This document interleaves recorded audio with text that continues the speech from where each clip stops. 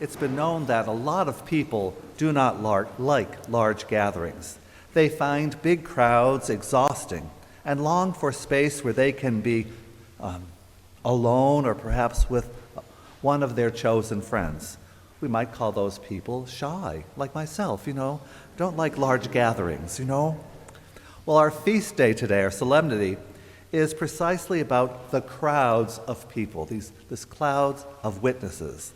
The first reading speaks about, encapsulates it very well, a huge number, impossible to count, of people from every nation, race, tongue, and tribe. Today is that feast of not just for a few chosen saints, those that we find on the church calendar, year in and year out, which we should mark and duly mark. It's not even the feast of all the saints who get that mention, that honorable mention in the church. But it's all the saints who have gone before us, marked with the sign of faith, those of our families and those who have gone before us. I did hear a story some time ago of someone who asked one of the children in a local, school, a church school, a parish school, who the saints were.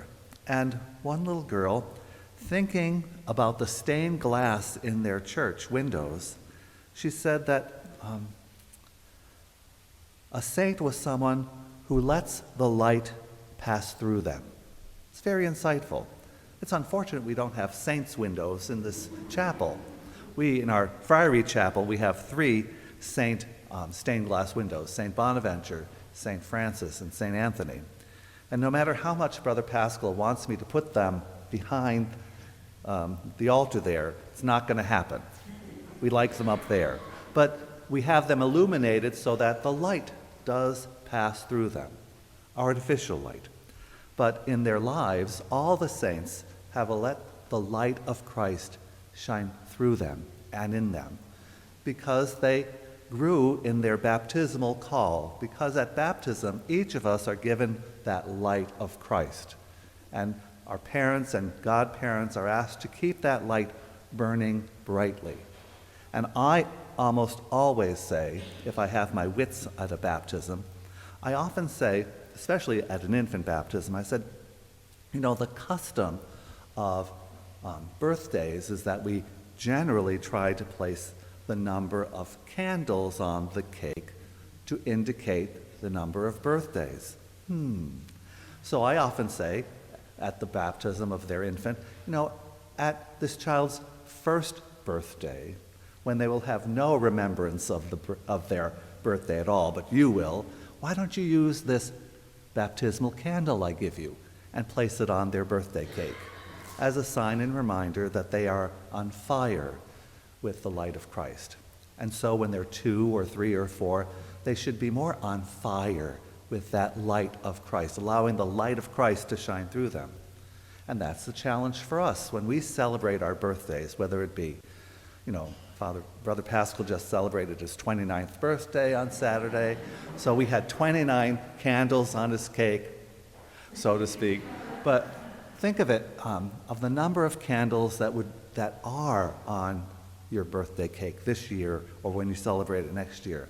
It's a challenge that we should be more illuminated by the light of Christ, that all these years of experience in the church, prayer, devotion, care, that we should have allowed that light to penetrate us, to work in us and through us. And I think that's what the gospel story is trying to tell, these Beatitudes.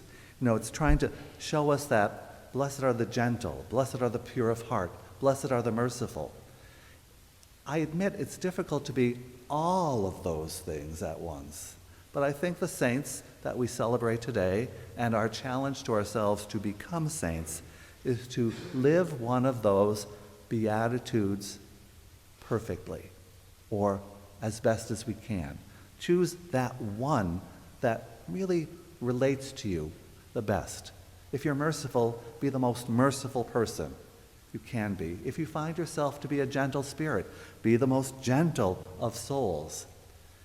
And if you find yourself persecuted, accept that persecution with Christ by your side, guiding you, for he too knew the reality of persecution and derision.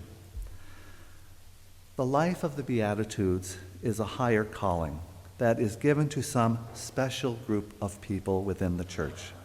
We, you and I, are all called to be saints, and our second reading highlights it very well.